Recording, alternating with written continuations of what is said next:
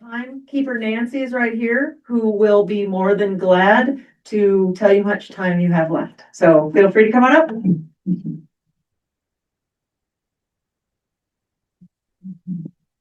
Hi, thank you so much. Thank you. Hi, everybody. I'm David Seligman. It's good to see you. I'm running for Attorney General of Colorado. Some of you may have heard me speak today. I've spoken in a million places during caucus and assembly. And thanks so much for showing up and for participating and for being right here, because this is how we save the country. I'm a workers' rights, civil rights, and anti-monopoly lawyer. I'm the executive director of a nonprofit legal organization called Towards Justice. This is my first time running for office. I'm running because I believe in my bones. I believe in my bones that essential to my daughter's future, essential to the future of all of our communities, is that we take on this legal system where the elite play by a different set of rules than the rest of us. And truly, like, that system has led us to the moment of crisis that we're in right now. Donald Trump is the face of the crisis. And as Attorney General, I would use the law boldly and courageously to hold him accountable. That also means holding accountable the corruption that surrounds him, as I've been saying for many months, the first AG candidate in the country to say it. Prosecuting ICE officers. David, can you stand? Oh, sorry. No, that way. Oh, sorry. Hi. I think we should prosecute ICE officers when they trample our rights, you know? Well, the first Attorney General candidate in the country to say it before my opponents started saying the same before Minnesota, right? It's also going to mean holding accountable the corporations and billionaires selling out this country for an extra buck. But fundamentally, we also have to use the law to take on the conditions that gave rise to Donald Trump, right? Because I saw at the inauguration when Jeff Bezos stood behind the president. He's got $250 billion in his pocket. And meanwhile, my clients, Amazon delivery drivers across Colorado, thousands and thousands of them, are forced to urinate in bottles to meet his impossible quotas while he crushes their unions. We got corporations like Suncor polluting our air and getting away with it. We don't need to be living this way. I've dedicated my entire career to fighting back in the trenches on behalf of working people, working families. I'm the only candidate in this race who's not only stood up in court, but also has dedicated their career to fighting for people who are scared and screwed over. We just won a massive case that I'm so proud of. I've been fighting for more than a decade against the GEO Group, the private prison company that owns our immigration detention facility in Aurora, on behalf of tens of thousands of people detained there. I've recovered nearly $100 million stolen from working people, sued the Trump administration and won, and sued the Polis administration and won too, because I always want to make that point. Good. So tell us about what you want, because we need hope. And we need. 2 minutes. Oh, hi, 2 minutes. But Jan, you already had time. I don't know if I can take this. I think you're gonna have to talk after. I'll be here, and I would love to chat with you. This campaign just means the world to me, and we really can build a brighter and better future. So I'm gonna stick around. Would love to chat with you. Thank you.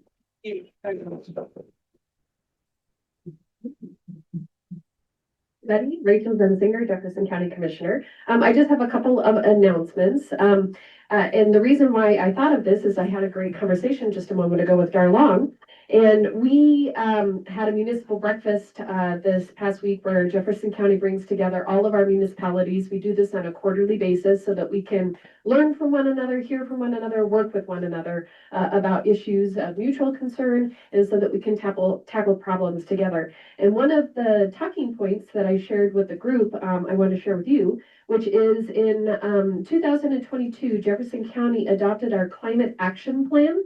And this outlines how the county will reduce greenhouse gas emissions and increase climate resilience across the community.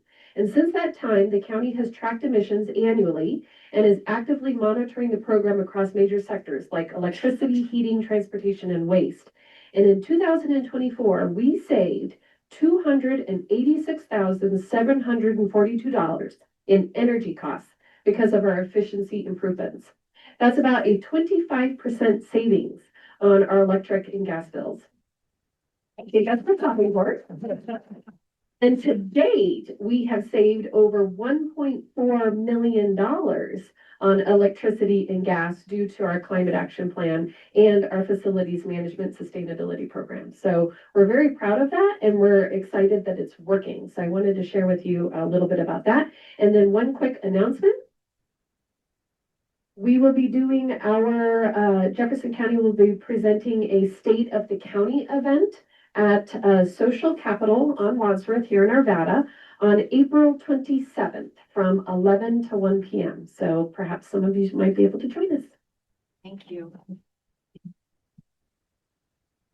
Okay, next, Sue. Sue is currently the deputy assessor and is running for assessor. Thank you. Good afternoon, everyone. I'm not sure if I saw very many of you this morning, and if you had, I'm not sure. It's really nice to meet you in person. I think sometimes Zoom, when I see little names and pictures, it's kind of hard to connect with people, but thank you for letting me be here today. I am currently the deputy assessor for the assessor's office. I've been there for 28 years. I've lived in Jeffco for 28 years, and I've devoted my entire career to doing proper, fair, equitable values for everyone. I think everyone should pay their fair share. I don't think that, and part of the test that we have to do is to make sure we're doing that. So I don't know if you know that since the assessor's office we're here to set property values to help fund schools, taxing authorities, such as the water districts, the cities, the county. That's really vital. And so what I try to do is make sure I'm not making people pay more than they should, because I think you shouldn't pay more than you have to. I was just talking to someone and saying, did you appeal your value in 25? And she said, yes. And I said, did it get adjusted? And she said, no. I'm like, well, we probably will adjust about 65% of the properties that are appealed, we will adjust based on the market data that we have. So you have to understand the rules that we follow. We're doing appraisal within specific timelines that we have to follow, and we're trying to have market data to do that. I'm working on a new project where we're going to a cloud-based system, and I'm overseeing that, and it's pretty mission critical for us to have that done successfully. I'd like to lead our office to the future so that they can continue it and continue to do the things which are right, fair, equitable values for everyone. Thank you. Is Eric here? Come on on. Come on down. Thank you. Thank you. Good afternoon. My name is Eric Proctor, and I'm going to save those of you that were on the caucus Zoom, spare you from hearing the same speech twice in one day. But I want to let you know a little bit about who I am and what my values are. I'm running for county treasurer because I believe that where we invest our collective investments should reflect our progressive values. We should be investing in ways that reflect what this county is. And this county is a progressive county. And every county office should be governed as a progressive office. We should be reflecting the values of the people that we represent. I believe very firmly that we're in a struggle in this country, not just against fascism and authoritarianism, but against a corrupt economic system that makes it difficult for folks to make ends meet. And makes it extremely hard for people who are stretched to a breaking point to have their children have access to the American dream the way that I did and the way that you have. Well, we should be fighting that. And one of the ways that we can fight that is with the $750 to $850 million of collective investments we have in Jefferson County. We can invest in places that are not backing a fascist or an authoritarian regime in Washington. We can invest in places that aren't supporting big oil or big pharma or the military industrial complex. And as your county treasurer, we can do that. And one thing I want to touch on that I've not before is I'm hoping we can build a progressive blueprint, because there aren't very many, believe it or not very many Democratic bankers. It's around approximately 5%. And there's even fewer progressive county treasurers. So I'm hoping that we can build a progressive blueprint to send all across this country to where we can be a light shining in dark places to every blue county in America, so that we can pool our collective investments and punch with one voice. So again, here today to say thank you for your endorsement. Very honored to be one of you. And I look forward to working with each and every one of you to ensure this county remains a place of hope and opportunity for all of our neighbors. Thank you.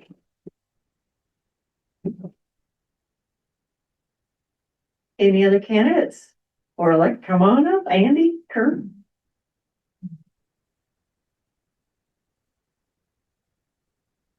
Thank you. Thank you. Hello, everyone. My name is Andy Kerr. I'm one of your county commissioners. I serve with Rachel, and it was great to see so many of you this morning in caucus. It's great every time we get together, coming here to APA to talk to you, the things that we've all done together. I've served 6 years in the State House, 6 years in the State Senate, and I will soon be entering my 6th year as a county commissioner. I am running for assessor this year. And I'm glad Rachel talked about our climate action plan. People ask me, well, why do politics or our democratic values matter for who's assessor? She talked about the savings we've had through the climate action plan, which I voted for and helped push for back a few years ago. In the assessor's office, they put about on average about 20,000 miles a year on the county fleet. As assessor, there will be 0 miles that are not electric. And also talking to Scott Kiersgaard, the current assessor, he knows that and says that absolutely we can use technology to cut out some of those miles as well. So that's one example. Another example that recently our librarians organized and unionized in Jefferson County. And I went to the Capitol and fought for the bill that made sure it was easier for public employees to organize and unionize. I'm a 25-year union member in my teaching career. And so you know where my values lie as far as organizing and unionizing. I also approved that contract as a county commissioner. You know, if the folks in the assessor's office decide to organize, you know where my values are going to be. So I think those are a couple of examples of where my long work with you and sharing your values really show up in an office like county assessor. Thank you. Thank you. Would anyone else like to join us? Come on up, Danielle Barb. Okay, I won't spend too long. Thank you so much for the endorsement from APA. It means the world to me. I didn't know if I would get it or not, so I feel like I earned your trust in that way, so thank you. I'm Danielle Varda. I am running for House District 27. I'm a mom of 3, and to prove that, I've done a Girl Scout booth between caucus and right now. My husband did, and you know, I've been selling cookies for the last 2 hours. But I'm a business owner here, a professor, and I've been a school board director for the last 4 years, and it's been an honor to serve the kids and families here in Jefferson County, and I can't wait to go to the House to serve all of our community and the state. I've been doing a lot of door knocking and calling, and I know people in our community are really concerned about our affordability. We need to be able to live where we work, live where we work where we live. I know I hear a lot of people talking about our environment, what we need to do to make sure we have clean land, air, and water for our kids. And I am ready to fight for our democracy and make sure that we keep our people over politics, keep our human rights violations out of Colorado. And I'm just really pleased to be able to serve our community in that way. At school board, I learned listening was probably the most important thing I could do, but I also really understood when it was necessary to maybe be the only vote in the room because your values said there's just something you have to do. So I'm confident that I am brave enough to do this job, and I'm really excited to be going on hopefully to the next step at assembly. So I'm a little tired. Thank you so much. Any other candidates who would like to speak? Michael, would you like to speak? I know you. Michael Farrington, RTD. There you go. Thank you. Hi, everybody. My name is Michael Farrington. I am running for RTD District K, which is not especially close. Sorry, everybody. RTD District K is Commerce City, South Thornton, and Brighton. So it's a little bit from Arvada. But one of the reasons I'm running is that here in the North Front Range, which includes kind of everywhere across Adams County especially, we don't have the service we need. I grew up in Commerce City. I grew up in the Front Range. My wife is actually from Arvada. She's in the back. Say hi. She's from Arvada. She grew up 5 minutes from here. And when we were dating, I used to visit her right off of Ward Road. And so it's really interesting. We got dinner briefly before this, and it's just, you can't use transit the way we should be able to. Our systems don't work. The train to Old Arvada is great, but it doesn't serve all of Arvada. All of Arvada is much more streets without a good train, and it's definitely not the bus system we deserve. I'm running because I'm a Democrat who has been involved for a long time. I went to law school to work on land use and on housing law, and right now there's nobody on the RTD board that is a lawyer, and you can tell that for two reasons. The first is that they recently announced that they realized, and by they, I mean we realized in my advocacy group, Greater Denver Transit, and then we emailed them about it, that they were overpaying for a contract for the last 5 years for millions of dollars. We were not getting the service we were supposed to see on the line to Arvada, and they just realized they're going to be bumping up the service because we've been overpaying for the last 5 years. You need a lawyer to be able to read these contracts and go, this doesn't work. That's why I'm running. You guys just endorsed my friend Ian Harwick. Thank you so much for that. We're going to build a transportation system that works for everyone, and the only way we can do it is people like you getting out there, voting for the progressives who are running. Thank you so much for your time, and thank you for being involved. Do we have any other candidates who would like to come up and talk? No, that was quite a display there. Thank you so much. Next, we're going to introduce Allison, who will be introducing our main speaker. Are we gonna do action teams? Oh, gosh, yes. Which is awesome. We're gonna do action teams first. Holy, there was so many. Okay, you wanna do action? It was a lot. It's a lot. Okay, so we're gonna do action teams, so we're not done yet, but Rachel will get to you soon. I am Allison Phipps. I'm the education action team lead here at Arvadans for Progressive Action. First and foremost, did somebody leave this? This is a lost and found. It's a little black notebook. Is this yours? There you go. I'm so happy. All right, and then that was last meeting, and then today for education, we are still getting in touch with the school board about trying to send out all of the information that they have. They do have some information on their website about protecting students from ICE on campus. They have not sent it out to the general population, so we are still contacting the board, still contacting the communications team to be like, please inform all of our students of their rights and what they can do. So if you have time to email the board and encourage them to send it out, I think they're scared. They're scared that they're going to get pushback from certain conservative groups. And we need to tell them that we have their back and we want this information they need to communicate. And this has been a problem with our school district for a long time. It's just communication. They have a lot of good information, just we need to get it out there. So that is kind of a big thing that the education team is working on. And then the school mill levy is being developed right now, so that will be on the ballot. If you're really interested in being in hour-long meetings once a month, come see me. I can get you in those meetings. And then I have 30 seconds. What else? The last week or last month, we had a presentation about the graduated income tax ballot measure. Right now, they are starting to collect the signatures for petitions. If you're interested in being a petition holder for that measure, I have a sign-up form on my phone. I can give it to you today. I will be emailing it out too, but if you want it today and you want to take a training, you can be a petition holder.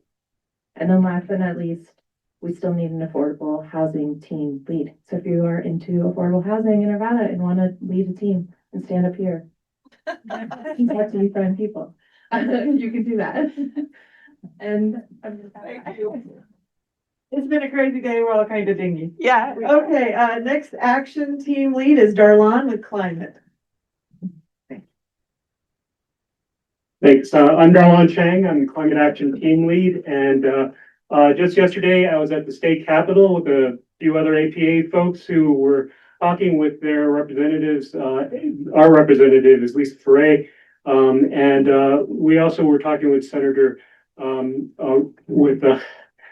Lindsay Doherty. And it was a really busy day yesterday. There were a lot of folks from 350 Colorado there. The biggest thing that people are pushing for is to have a ballot measure for the constitutional right to a healthy environment. So having that ballot measure and having people vote on it, right now polls are showing that we have about 75% in support. If we had that constitutional right to a healthy environment, we would have much more priority to get funding from the state to the county, to the cities on meeting their climate action plans. I've been working for a long time on the Arvada Climate and Sustainability Action Plan, which is coming up for a vote next month.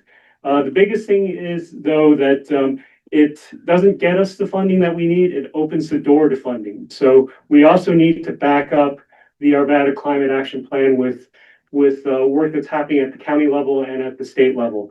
So for the Arvada Climate and Sustainability Action Plan, the KSAP, the vote will probably be next month, probably April 21st, which is going to be a business meeting. So people are going to be able to give their public comment to City Council on the night of the vote.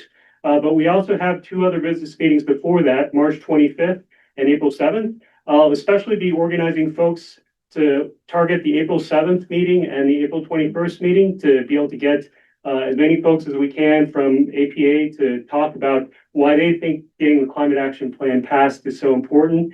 And we're really hoping that we can get a unanimous vote, because a unanimous vote would mean that we'd have the highest priority to be able to get staff time and funding to be able to implement this plan. So that's it for me. Thanks. Thank you, Darlon. Next we have healthcare team lead, Kathy.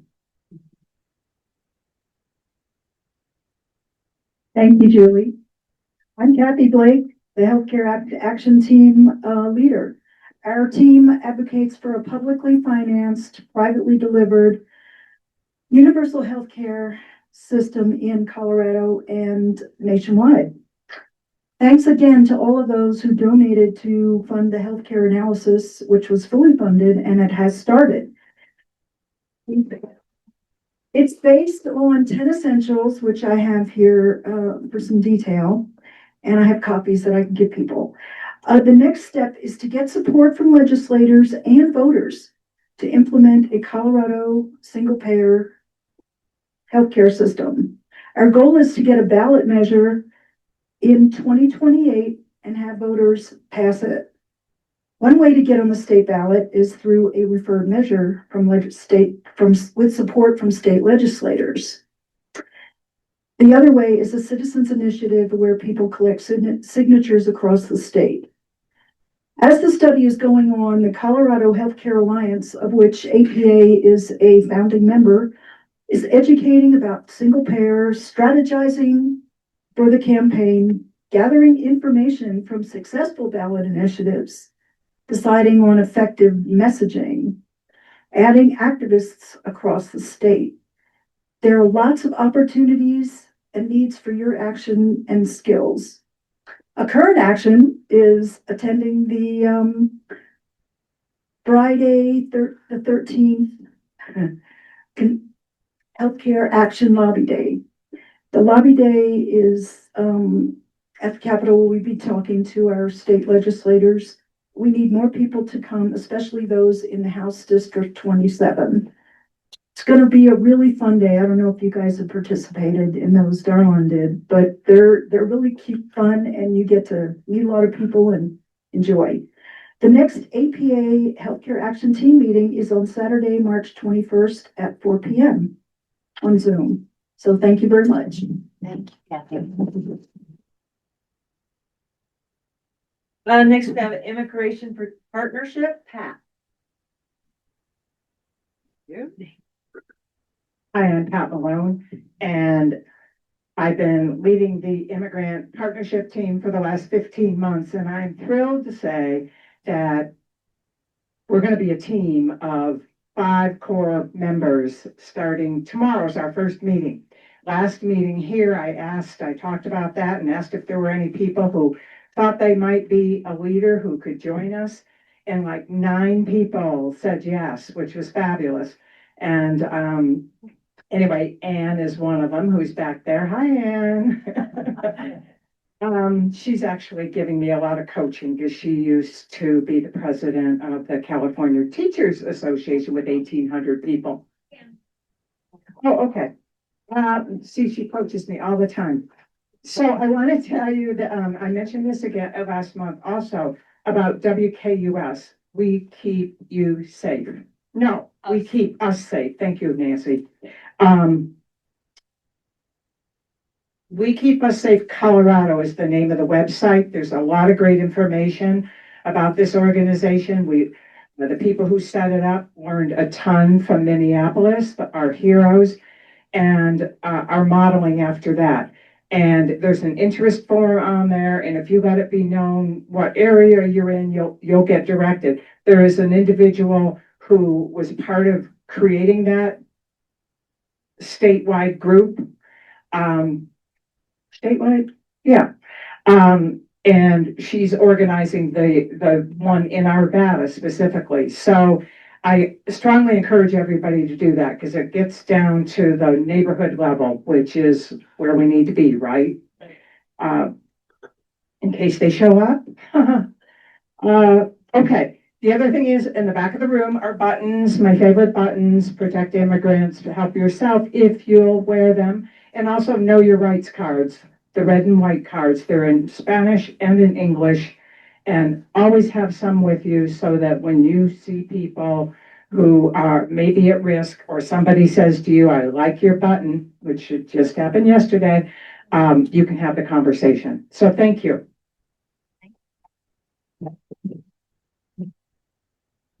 Next we have political action, Tyler. Oh, yes. Thank you, everybody. Is everybody excited that there's candidates here? Yeah. Very heartening. And I want to mention that that's because we did endorsements.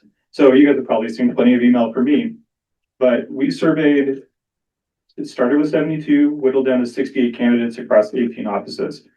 As a result, we did endorsements, and I want to announce the endorsements that we did in fact come up with. And a call to action that if you would like to participate in endorsements, you need to be a voting member. You've probably seen that in my emails, but if you visit the Contact Us form on our website and specify that you'd like to be a voting member, you will in fact be able to participate in further endorsements. That being said, let me announce everybody that we have endorsed, including a few candidates who's out here today. All right, so based on member vote, we actually endorsed Phil Weiser for governor, Amanda Gonzalez for Secretary of State, Carla Esser for State Board of Education District 7, Ian Harwick for RTD Board District 7 as well, Lisa Foray for Colorado House District 24, Daniel Barda for Colorado House District 27, Nicole Hensel for the Jeffco Clerk and Reporter, Lisa Cutter for Jeffco Commissioner, Nick Labello, and I'm probably butchering that name, for Jefferson County Coroner, Regina Marinelli for Jeffco Sheriff, and our final endorsement was Eric Proctor for Jeffco Treasurer. As you're probably aware, caucuses were today. That was one of the reasons we did our endorsement so early. We wanted to make sure that we had a good survey of candidates for those caucuses. If you'd like to participate and be more active in the political scenery as we do get closer and closer to general elections, we will be meeting March 19th at 6:30 at the Mira Arts Center. So you can reach me either through email or sign up for the Political Action Committee emails, and we will be in touch. Thank you. Next, we have anti-war, Bruce. Hi. Boy, this is nice to have such a big crowd. As you know, the major things that's happened in that war since like the last is the war crime war. The war? Yeah, it's more of a war crime. Epstein file, theory, whatever. So we, calling our members of Congress, and, there's also, an ongoing, protest at 52nd and, Wadsworth on, the southeast corner part, every Saturday, 10 o'clock. So you can come join people protesting the war. Sunday. And Edith and Wadsworth on Sundays.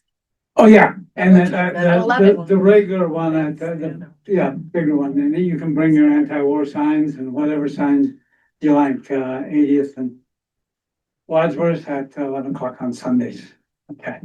Other projects that we're working on that, kind of in the planning stage, we plan on showing a movie called, Earth's Greatest Enemy. And it's about you've heard me talk about this before, and Tarwan too. It's about the huge impact that our military and our wars, but even just our military spending, has a huge negative impact on the environment. The other thing that we've been working on, but probably won't come to fruition for a little while, is we're going to try to overturn the bill that was passed in 2016 outlawing para from cooperating with any company or investing in any company that supported the boycott, divestment, and sanctions movement. So that's what's happening. Our next meeting is April Fool's Day. Come join us. 6:30. Thanks. Thanks, Bruce. Next is me. I'm Julie, Social Connections. My big push to save the world is I try and connect people with each other. I think it's the most anti-fascist thing I can do because they try and make everyone feel alone and isolated. And we aren't gonna let that happen. So this month coming up, on next Saturday on the 14th, we are gonna have a coffee. I'm not quite sure when or where because I know people are gonna start not caucusing, but canvassing for candidates. Next Saturday. Next Saturday, assembly. Okay, well, I'll come up with a copy at some point, and then the following Sunday on the 22nd, it will be posted in the newsletter and on Facebook. The book this month is going to be The Book of Joy by Dalai Lama and Desmond Tutu, because I think we need to figure out how to be joyful during the worst times, because that is the ultimate response. Lastly, we're going to have a happy hour at the end of the month to say we survived one more month of this fascist regime. As of right now, we'll be on 327 in my backyard if weather permits. Okay, thank you. And lastly, our rally team is Mara.